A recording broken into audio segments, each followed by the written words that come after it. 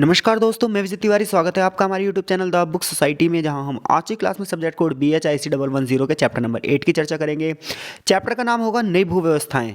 जहां इस चैप्टर को पढ़ने के बाद हम ये जानेंगे कि ईस्ट इंडिया कंपनी ने किस प्रकार से कृषि सुधार के लिए विभिन्न कानूनों का निर्माण किया, जिनमें से स्थायी बंदोबस्त, रैयतवाड़ी व्यवस्था और महलवाड़ी व्यवस्था के बारे में हम इस चैप्टर में पढ़ेंगे। साथ साथ ये जानेंगे क्या इन कृषि सुधारों का उद्देश्य वास्तव में कृषि सुधार था या फिर अपनी झोली भरना था। जैसा कि हम सभी जानते हैं कि भारत की अर्थव्यवस्था जो है वो एक कृषि आधारित अर्थव्यवस्था थी, जहां बड़े पैमाने पर जो राजस्व होता था, यानी कि राज्य की जो आमदनी मिलती थी, वो किससे मिलती थी? कृषि से। ऐसे में इसमें कोई दो राय नहीं कि ईस्ट इंडिया कंपनी का भी ध्यान भारत की कृषि आधारित अर्थव्यवस्था पे था। लेकिन बात यह आती है कि ईस्ट इंडिया कंपनी किस प्रकार से किसानों से कर वसूले कि उसे ज़्यादा से ज़्यादा कर की प्राप्ति हो। तो चलिए शुरू करते हैं चैप्टर को। और सबसे पहले चैप्टर में प्रस्तावना दी गई है और वास्तव में जो चैप्टर शुरू है वो यहाँ से शुरू है। चैप्टर शुरू करूँ उससे पहले मैं भारत की अर्थव्यवस्था थोड़ी सी बता देता हूँ, कृषि आधारित जो की थी। देखिए पहले क्या होता था? पहले ये होता था कि किसान लगान अदा करता था। अगर उसकी ज़्यादा खेती होगी तो बटाई में ज़्यादा हिस्सा चला जाएगा, और कम खेती होगी तो बटाई में कम हिस्सा जाएगा। यानी कि बटाई आधारित कृषि करता था किसान, जिसमें पहले से ही मामला सेट होता था कि इतने % राज्य लेगा। यानी कि ज़्यादा खेती हुई, मैं मान लेता हूँ कि राज्य जो है वो 33% लेगा, यानी कि 1/3 लेगा।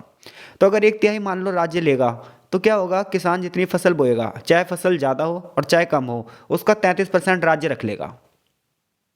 तो जब ईस्ट इंडिया कंपनी भारत में आई तो उसे लगने लगा कि यार भारत में जो व्यवस्था है ना, इसकी वजह से किसान ज़्यादा फसल नहीं उगाना चाहता, वो उतनी फसल उगाना चाहता है जितने में उसका पेट भर सके।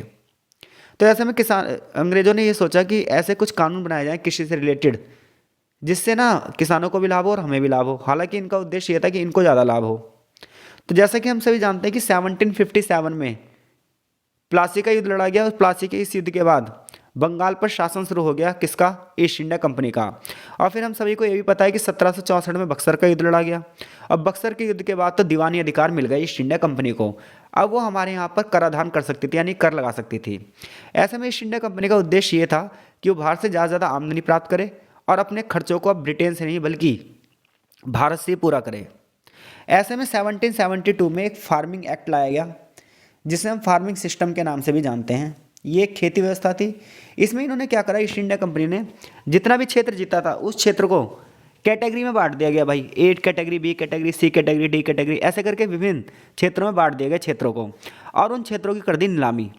इस नीलामी में इसने ये कह दिया कि जो बंदा ज़्यादा बोली लगाएगा उस बंदे को 1 साल के लिए ज़मीन का पट्टा मिल जाएगा, और इस ज़मीन के पट्टे पर जितने भी किसान खेती करेंगे उस खेती से जो प्राप्त कर होगा उसका इतना % मुझे चाहिए, और वो फिक्स है। इसलिए इसे स्थायी बंदोबस्त भी कहते हैं। यानी कि एक कॉन्ट्रैक्टिंग, मैं कह सकता हूँ, फार्मिंग की शुरुआत करी। यानी कि एक ठेकेदारी प्रणाली की शुरुआत हुई, जिसमें क्या होगा? ज़मीन का एक हिस्सा जो सबसे ज़्यादा बोली लगाएगा उस बंदे को मिल जाएगा, और उस हिस्से पे एक निश्चित कर निर्धारित कर दिया जाएगा कि हाँ भाई तुम्हें इतना फिक्स पैसा हर साल देना है। हमें नहीं मतलब तुम्हारी खेती ज़्यादा हुई है, और हमें नहीं मतलब तुम्हारी खेती कम हुई है। यानी कि जहाँ पहले किसानों को बड़े पैमाने पर ज़्यादा खेती हुई तो ज़्यादा कर देना पड़ता था, कम खेती हुई तो कम कर देना पड़ता था। लेकिन अब करों को क्या कर दिया गया? स्थायी कर दिया गया। तो करों की दरों को जो स्थायी कर दिया गया, इसलिए इस बंदोबस्त को हम क्या कहते हैं? स्थायी बंदोबस्त कहते हैं। इसकी शुरुआत होती है बंगाल में। तो बंगाल में नया गवर्नर जनरल आता है, लॉर्ड कॉर्नवालिस। तो लॉर्ड कॉर्नवालिस एक नई कानून व्यवस्था को लेकर आता है, जिसे हम स्थायी बंदोबस्त या इस्तमरारी बंदोबस्त के नाम से जानते हैं। इसमें यह कह दिया गया कि भूमि कर को अब स्थायी कर दिया जाएगा। सरकार ने आश्वासन दिया कि भविष्य में हम कर की जो दर है उसे नहीं बढ़ाएंगे। इस आश्वासन से कई प्रकार के परिणामों की आशा की गई। इससे ये हुआ कि भ्रष्टाचार कम होगा, अधिकारी जो मनमाने ढंग से टैक्स लगा देते थे उस टैक्स पे भी रोक लगेगी, उत्पादन में वृद्धि होगी, किसान की उपज भी बढ़ेगी, किसान इन्वेस्टमेंट भी करेगा, मुनाफा भी होगा, ईस्ट इंडिया कंपनी का भी मुनाफा होगा और किसानों का भी मुनाफा होगा। और ये बंदोबस्त किस बात ये आई कि चलो भाई ये बात तो फिक्स हो गई, कर फिक्स कर देंगे, लेकिन इस कर को वसूलेगा कौन? तो इसके लिए तालमेल रखा गया जमींदारों से। अब जो ये जमींदार थे ये तो शोषक थे। ये क्या करते थे? ये दुनिया भर के ना अतिरिक्त कर लगा देते थे किसानों पर। यानी कि पहले तो इनको फिक्स कर होता था, ईस्ट इंडिया कंपनी को जमींदार कर फिक्स देगा, उसके अलावा जितना भी वसूल कर पाए वो जमींदार का होगा। तो जमींदार क्या करता था, जितनी कंपनी ने टैक्स लगा रखा है पहले उतनी वसूली करके कंपनी को अदा कर देता था, और इसके बाद जमींदार क्या करता था, जबरदस्त तरीके से किसानों से करों की वसूली किया करता था, उन्हें प्रताड़ित भी किया करता था। ऐसे में जो किसानों के लिए व्यवस्था थी वो कैसी हो गई, एक शोषणकारी व्यवस्था हो गई, और इसमें जमींदारों को धीरे धीरे फायदा होने लगा। लेकिन आगे चलकर हमें ये पता चलेगा कि ये जो जमींदार थे ना, ये जमींदार भी इस व्यवस्था में ज़्यादा फले फूले नहीं, क्योंकि करों की दर ही इतनी ज़्यादा थी कि इनका किसानों को शोषण करने के बाद भी इनकी करों की अदायगी नहीं हो पाती थी। ऐसे में इनकी ज़मीनें नीलाम होने लगी। यहाँ पर कुछ एग्जाम्पल भी दिए गए हैं। जैसे अगर हम बात करें बंगाल और उड़ीसा की, तो यहाँ पर 40 से 50 लाख किसान परिवार खेती करते थे। लेकिन जब हम उनका आंकड़ा देखें तो आंकड़ा ये है कि वो बड़े पैमाने पर अदायगी ही नहीं कर पाते थे, क्योंकि इतनी ज़्यादा उपज ही नहीं हो पाती थी। ऐसे में ज़मींदारों की ज़मीनें क्या होने लगी, नीलाम होने लगी। किसानों पर क्या प्रभाव पड़ा, किसानों पर यह प्रभाव पड़ा, जैसे कि अभी मैंने बात बताई कि खेती का काम लाखों किसान करते थे, अब वो क्या करने लगे, जमींदार के मात्र काश्तकार बनकर रह गए, यानी कि जमींदार की जमीन पर खेती करने वाले बनकर रह गए, मजदूर बनकर रह गए। लॉर्ड कॉर्नवालिस ने निर्णय लिया था कि जमींदार किसानों से लिखित समझौता करेगा, लेकिन जमींदारों ने ऐसा कुछ किया ही नहीं। किसान पहले की तरह जमींदारों की दया पर आश्रित थे, यानी कि कागजों में तो बहुत सारी बात हुई, लेकिन वास्तविकता में कुछ नहीं हुआ। स्थायी बंदोबस्त में कर निर्धारण बहुत ज़्यादा था। जैसे कि एक अधिकारी था जॉन शोर, अगर किसी भूमि पर 100 रुपये का अनाज पैदा होगा तो 45 रुपये तो सरकारी खजाने में चले जाएंगे और 15 रुपये जमींदार के पास चले जाएंगे।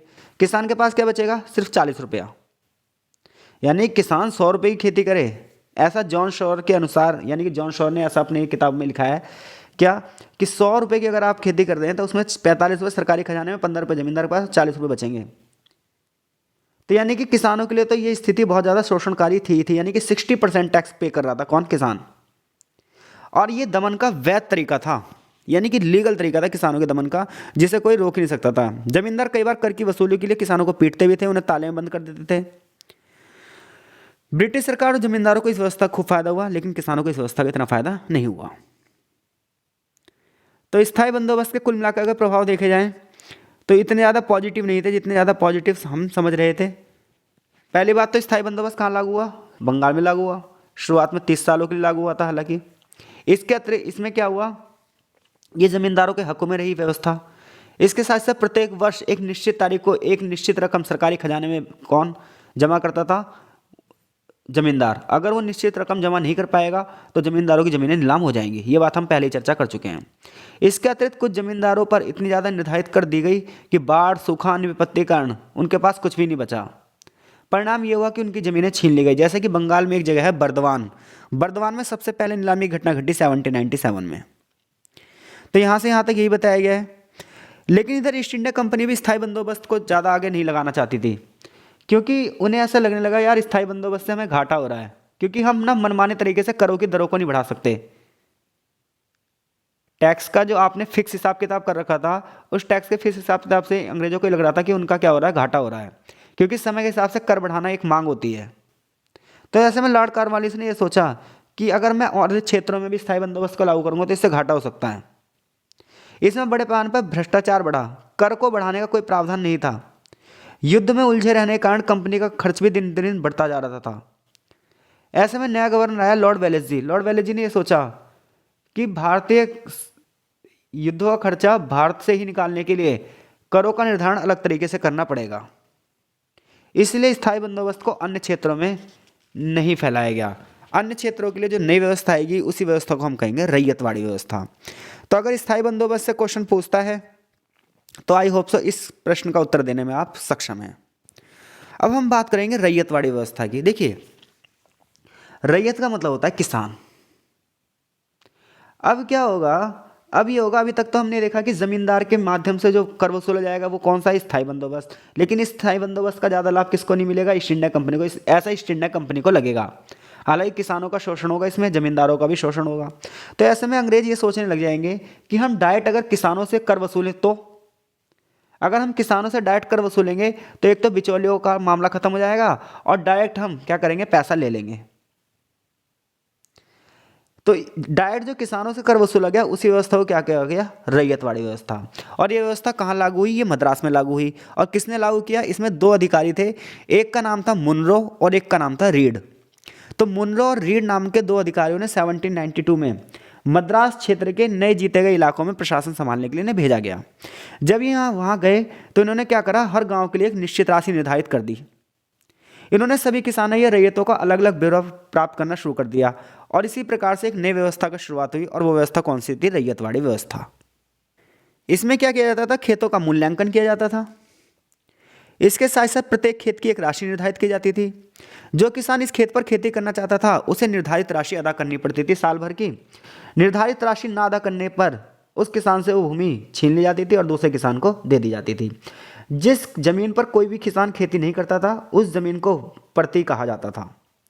यानी कि रैयतवाड़ी व्यवस्था में क्या हुआ, किसने शुरू करी? मुनरो और रीड ने। कहाँ पर शुरू करी? मद्रास में।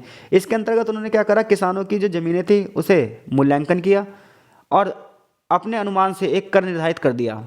इसके आधार पर जमीन को अलग अलग भागों में बांट दिया। जैसे जो ज़्यादा उपजाऊ जमीन थी, जो कम उपजाऊ जमीन थी, उसके हिसाब से उन्होंने टैक्स सेट कर दिया। ऐसे में उन्होंने किसानों से ठेका कर लिया, भाई तुम मुझे इतने साल भर का इतना टैक्स देगा। जो किसान उसकी अदायगी करते थे उस किसान को खेती करने का मौका मिलता था। जिस जमीन पर खेती नहीं की जाती थी उस जमीन को प्रतिभूमि कहते थे।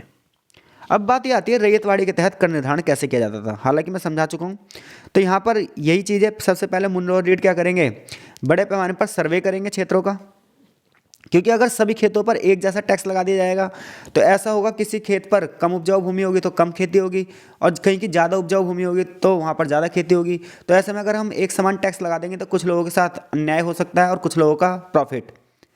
तो ऐसे में क्या होगा, ऐसे में ना एक व्यवस्था ये बेकार हो जाएगी। इसलिए सबसे पहले हमें क्या करना पड़ेगा, कर निर्धारण करने के लिए सबसे पहली बात ये होगी कि मिट्टी में उपजाऊपन कितना है, मिट्टी की उर्वरकता कितनी है। पथरीली जमीन है वहाँ पर उपजाऊ सिंचाई व्यवस्था है या नहीं है, इस चीज़ का भी ध्यान रखना पड़ेगा। खेत किस जगह पर स्थित है और इसके लिए हमें सर्वेक्षण करना पड़ेगा। तो सर्वेक्षण किया गया बड़े पैमाने पर और उस आधार पर गाँव की ज़मीनों को अलग अलग भागों में बांट दिया गया। मुनरो अक्सर खेत में हुए उपज का आकलन करते हुए कर का निर्धारण करता था, यानी खेतों में जितनी भी उपज हुई है उसकी एक जांच करता था और उसके आधार पर क्या कर देता था, कर निर्धारित कर देता था। तो रैयतवाड़ी व्यवस्था कहाँ लागू हुई है? रैयतवाड़ी व्यवस्था मद्रास में लागू हुई है। आई होप सो आप इसके बारे में बता देंगे।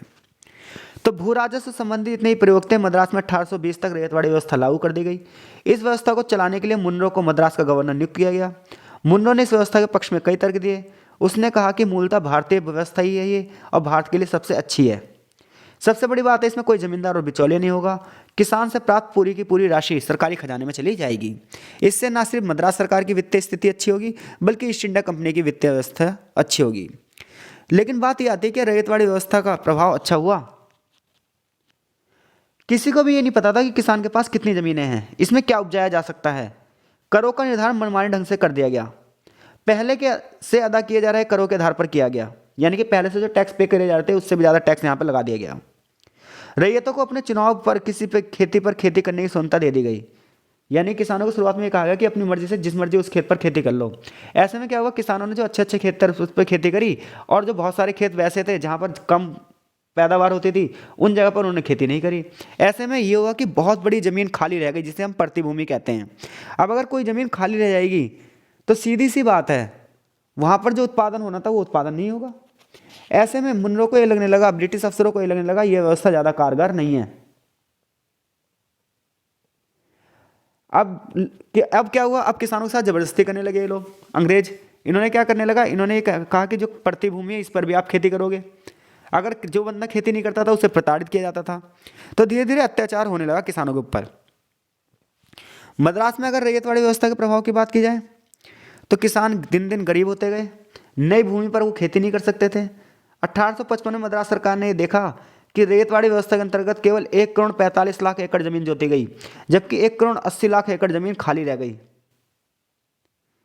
तो इसमें कोई संदेह नहीं, खेती बढ़ने सरकारी कर में कमी आएगी। ग्रामीण अर्थव्यवस्था इसका बहुत बुरा प्रभाव पड़ा। इसके साथ ही जमीन के दाम में भी काफ़ी गिरावट हुई। कोई बंदा जमीन नहीं खरीदना चाहता था। ये तो बात मद्रास की रही। सेम यही पोजीशन यहाँ पर बम्बई की रहेगी। बम्बई में भी क्या होगा, सीधे सीधे किसानों से राजस्व वसूला किया जाएगा। अंग्रेजों ने 1818 में पेशवा राज्य को, यानी कि जो मराठाओं का राज्य था, उसे अपने नियंत्रण में कर लिया और यहाँ पर एक बंदे को भेजा, एल्फिस्टन को, जो कि मद्रास में रैयतवाड़ी व्यवस्था की तरह ही यहाँ पर इसने माहौल सेट कर दिया। यानी कि जो हमने अभी तक पढ़ा है सिर्फ कहाँ पर, मद्रास में, वही सेम चीज़ यहाँ पर होगी, कहाँ पर, बम्बई में। इसके बाद लास्ट में चैप्टर में महलवाड़ी व्यवस्था के बारे में बताया गया है। महलवाड़ी व्यवस्था की अगर देखिए, अगर आप चैप्टर पढ़ोगे तो इसमें सेम चीज़ आएंगी, इसलिए मैं थोड़ा सा इसे ना छोड़ता हुआ चल रहा हूँ, एक स्टोरी बताता हुआ चल रहा हूँ आपको, ताकि आप पेपर में जो स्टोरी आए तो आप एक स्टोरी टाइप से इसे लिख सको। अदरवाइज आप वर्ड्स में उलझोगे तो आप उलझते ही चले जाओगे, इसलिए मैं थोड़ा सा शॉर्ट में लेकर चल रहा हूँ, एक समरी टाइप से दे रहा हूँ इस वाले चैप्टर की। अब देखिए महलवाड़ी व्यवस्था की बात की जाए तो इसमें क्या होगा, इसमें गांव को एक समूह मान लिया जाएगा और पूरे के पूरे गांव का एक टैक्स ना निर्धारित कर दिया जाएगा, और उस गांव के लिए वर्ड यूज होगा महल। यानी कि देखिए स्थायी बंदोबस्त में क्या होगा, स्थायी बंदोबस्त में जमींदारों से टैक्स वसूला जाएगा, रैयतवाड़ी व्यवस्था में डायरेक्ट किसानों से वसूला जाएगा, और महलवाड़ी व्यवस्था में क्या होएगा, महलवाड़ी व्यवस्था में सीधे सीधे एक गांव होगा, उस गांव की पूरी एक यूनिट मान लिया जाएगा और उस यूनिट के लिए एक वर्ड यूज़ किया जाएगा महल। तो वहाँ से जो कर वसूला जाएगा उसी व्यवस्था को हम बोलेंगे महलवाड़ी व्यवस्था। तो 1801 से लेकर 1806 तक लॉर्ड वेलेस्ली ने विस्तारवादी नीति अपनाई और उत्तर भारत के कई हिस्से ब्रिटिश भारत में मिला लिए।